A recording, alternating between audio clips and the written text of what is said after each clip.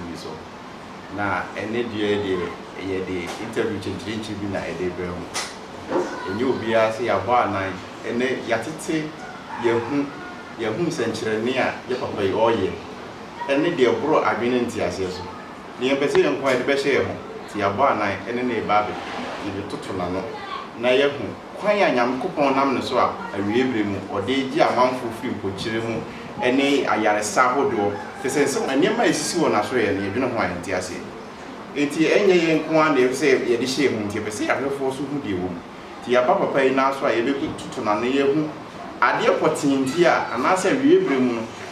sɛ de nyakopon na me so a ɔde ne yɛ nsenkyere no ye pese ye hu ade potin a anase relationship da ɔne nyakopon ntam a enti saa nwosra nti sɛ no atimi aba ne so enti yenye obi a sɛ yɛn papa prophet Ezekiel Agyei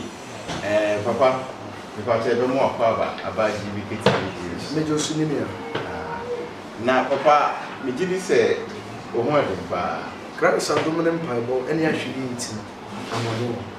Yabrepa, na yet me now when they say, you know, a piece I will sing you because if a baby, papa. Na Miakasa, the upper man is on our for Yagro, and Neprano, Matutuma, Madosuko, and Senaminiano. If you are with young chairman, Papa Suna, fire, Sebi, Yamedin is a cow, and I say, I'm a tourist after all, as you may. Madam Similia, I made the last album so Achia, wonderful, a chef, or Mushi Send me cut a point on your book of so at the friend, maybe they know a son coca. As a kiss of me, Chilumina Kusia, and it's as a brain ya family. Nina Kosha says, Memma me, I am matter this me. Now, Uchem, a Wujin Bible. And would give phobia, a friend, Prophet James, would. No man was sure from say, Mamma open him. Oba wada oba bema na nyamesi yem friend Ezekiel na oyi wodifo enti before say nya wo mini bukura na commission da wo me ma me jinwo chinye se ebesi de na sade ban wi ayo bi esan se on woni adi ye ni but na ni ba no so no na woni baba ko hie ma wo manyi se papa me twa wanu dem se ahwefo me ne papa asan kakra me ne na diagoro kakra papa tama ni di agoro no na ofre wo ho ana se bia so di na wa yi ti na se be wo ba wi ase kakra na ofre no ho na se ne po kan no wa se me ya akwa mi tin kura agoro na me ni be di mpeduro ofre no ho no ba na me ye adwuma se wo di fo e wo asori bi mu a me pese me bodi na sabre mu nya me till this se me na mabontina me pese obi be hu se me di fo me nya adifo omodi fie no betu omo nemu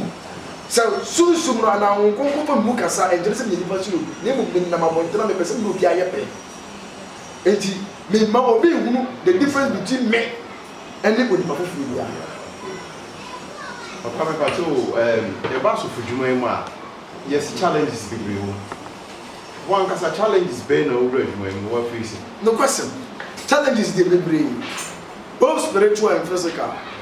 Your own challenges, your own challenges. But spiritual, some of them make a plan. I am a pen of facing tea, or being to you who send it here.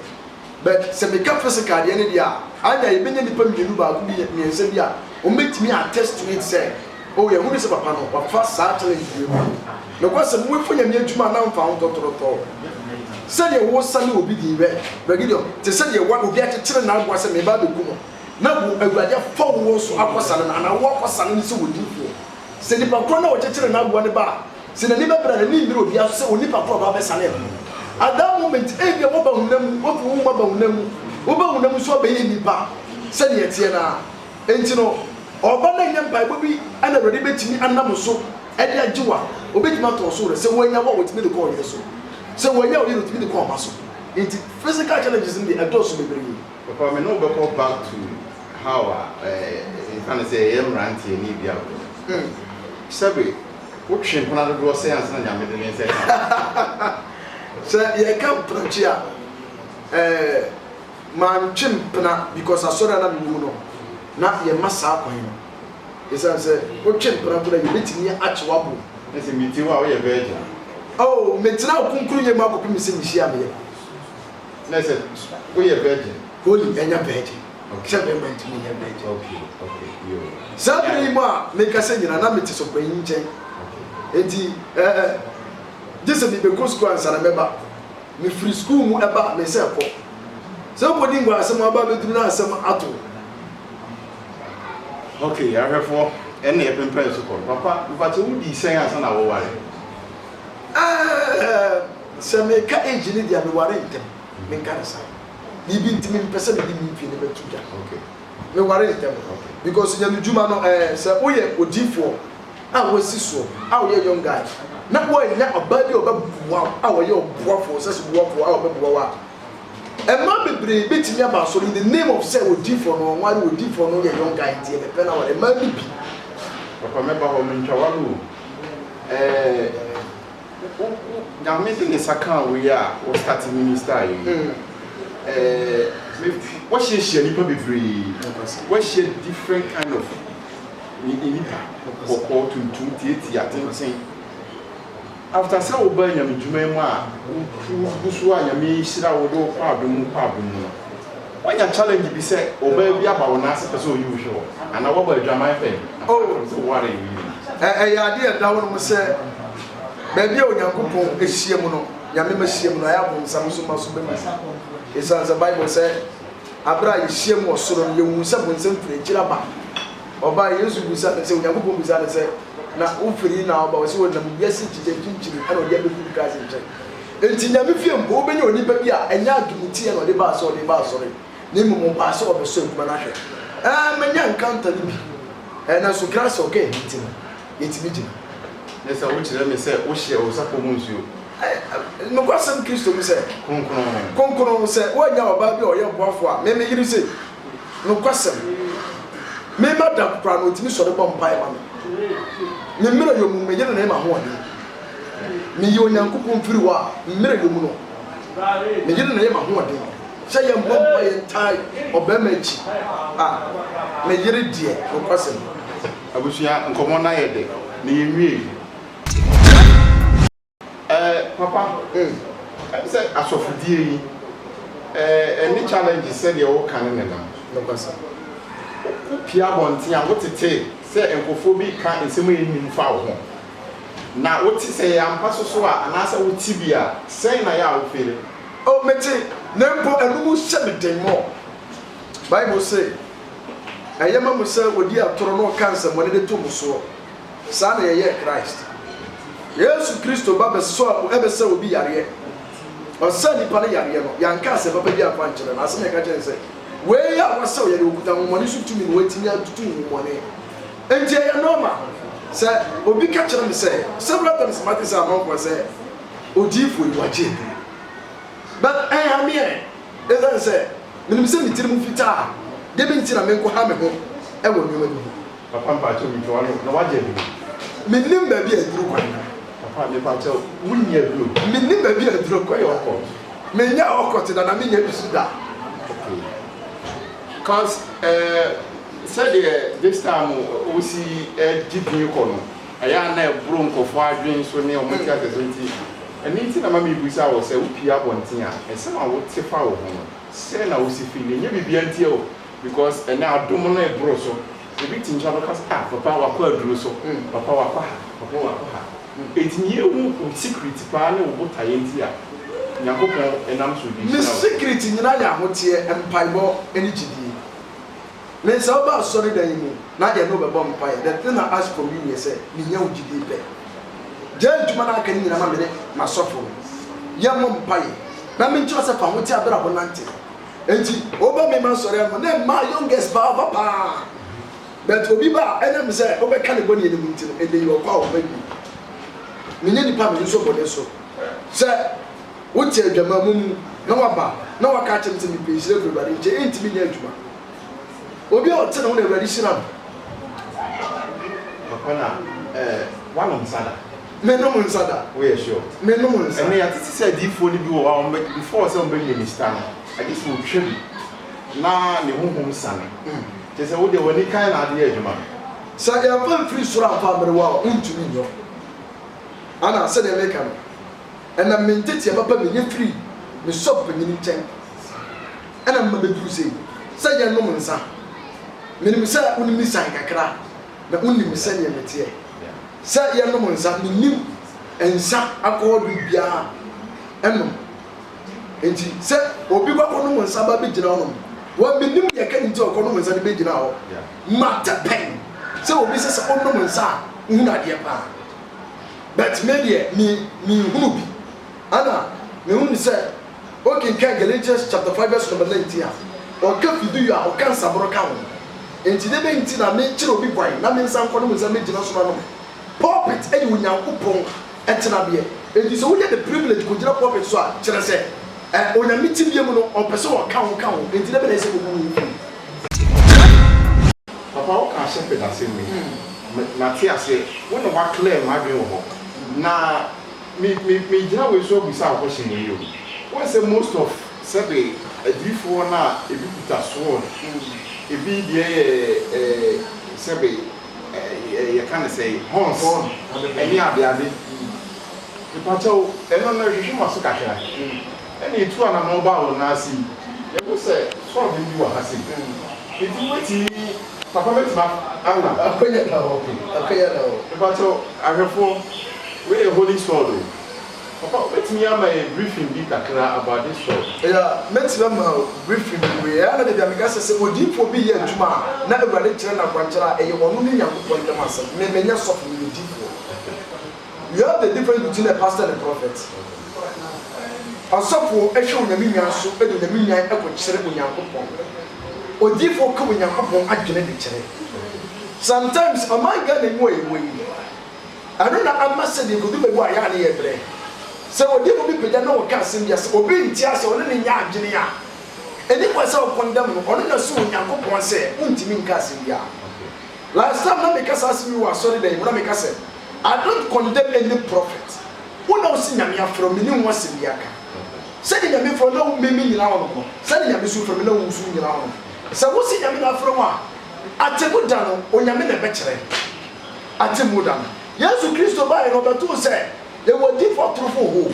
wɔn ti bi ntwa mo mfiri nka yi no papa bi ntwa wa no my bibi about this sword me ba ho ɛno nti na me ba ho okay Awurade ka kyerɛ Ezekiel me pɛ sɛ me to atamfo so rɛ ko gyina nkwanta na so anwumrɛ twawtiri zabita frakyɛ fa moto mi ka ho ɛkyerɛkyerɛ baabi ka ho mentimi nkwa nto dwa obi ɔka kyerɛ sɛ ɔnhyɛ na wɔn wo bodi a zabita frakyɛ ma bɛ yasi nwi wa yasi nwi makan sa ba ɛhyɛ yes cha fagya kotum anadwo na mede wɔ sɛyɛ ɛbɛkɔ watamfo so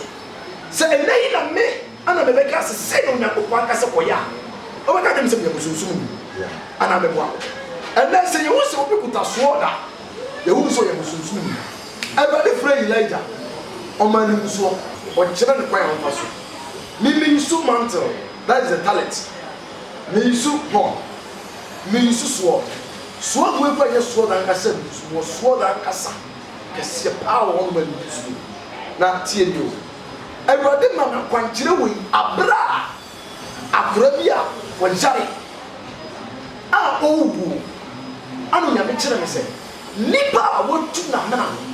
ɛyɛ sɛ no ayɛ yɛnkɔto sword wɔ yi ɛmfa mmara yɛpamforo holy mountains yɛnkɔbɔ mpagye yɛmfa bɛgye direction from akram after that no yɛma ne nka dan wei mu na ɔno Nyankoropɔn wɔdi nkonim na ɔbɛdi nkonim every that time apani aye no operation 3 akora won ko boya aye no operation 3 kini you 3 after that direction aye yes aso de we no ya de so de direction saya ya ni ba pie no besi na wow na se papa so de tumi wo man kasa o so at the one you say ya tumi bi ani ma men kan sa but the moment e be fro Nyankopɔn tumi no na tumi aba beti ahwɛfo sɛ mo nyina mo ɔkyerɛ sɛ bibia ɛwɔ wiase ne wɔ nyinasoɔ ɛne nyinasoɔ no ɛne wɔkyerɛ aseɛ papa yɛnkyɛn yɛhu sɛ ahɔho bebree wɔ akyerɛ mo pɛ sɛ ɔmo hu yɛagye wo tam abɔ so mepatɛ ɔfakyɛ yɛ yɛbɛsa aba mmerɛpam ne no abɛtoa nkɔmmɔdie so yɛbɛpɛ wɔkyerɛ kwan yɛbɛsɛ yɛahwɛfoɔ yɛ no ɔbu amanɔne Ghana ha baabiara wɔ yɛ a wɔhwɛ interview ebia no kɔ sɛ wɔne mfisa wɔ so anaasɛ wɔfrɛ wo mu ɛkasa pàtó wobɛtumi de wo number ato dwa kakra ma yɛ na afei woakyerɛ wo location baabi a wowɔ na afei obi wɔ ha obi mu a na akɔkyerɛ bi a na wɔde to w'anim na Nyankopɔn bɛfa wo so aboa no a watumi agɛte wo intact ɛnyɛ problem makyina kwan deɛ na ɔkron afrancho ɛyɛ Kumasi a Swami Kroma Afrancho afrancho wodi a wɔba wo so bɛsi wɔ US and a new market Usi ɛyɛ Afrancho station and a US baabi a US and a new market as ɔmo USA sport yes and a new market baabi a ɔmo si dwa foforɔ woka kyerɛ me tiri na obɛsi osu a ɔso wɔ baabi a amo public toilet no wɔ no ana okoko hinta ɛkwan no so wobɛduru baabi no wɔn sɛ me billboard and I'm somebody si wɔ no Gilgal prayer fire ministry wobɛhu sɛ ɛwɔ so direction bi bɛsuo baabi a mehyɛ ne deɛ ɔkwasɛm sɛ ɛnyɛ obi na ɛsɛ wo nsa de waba papa yɛ pra yɛ ba na yɛ sign thank you ɛna msi daabi sɛ deɛ masi ahwehwɛ wɔ abrɛ na wama yɛ opportunity no baabi a wɔhyɛ bia wɔ sɛ meba na wobɛhu ayɛ na attempts no yɛde ho yinta kakra baabi a mehyɛ sɛ ɛnyɛ obi na ɛbɛsɛ wo nsa de aba a ɛyɛ de nso wobɛtumi aba but obi ọba ebi edi adanse se wo Nyankopɔn tumi na so yɛ no sometimes I make a joke say don't look at me say we're a young guy and they say this is don't mind the body man the engine no plan the you quite practicals no plan and plan well make us asem no last time say sana yo asem no yɛ kan and before so dey branch ne papa be say come intendiri yɛ bere so enti yɛ yɛ di yɛ bere oh enti say uduru on ma wo be hu me direction a wo betimi dey Ediaba. Ana open the number so a 0241 71 0241 71 25 62 Papa yanko bi 0241 okay 71 okay 25 62 ofra me a me ana me yeah both WhatsApp any normal you what for ya damase say majibre na mahwe ye na said ya promise mo say ebire bia de ni makapa nko a ene bebre mo no ene ya ba nan aba Gilgal prayer fire ministry ye de so panyina oda no eye Ezekiel J mia mi nua bra papa no na ene so na num sem ene kwan nya kokon fa so ya ne wadu ba bi wadu ne na ye de abesom ye da mase bye.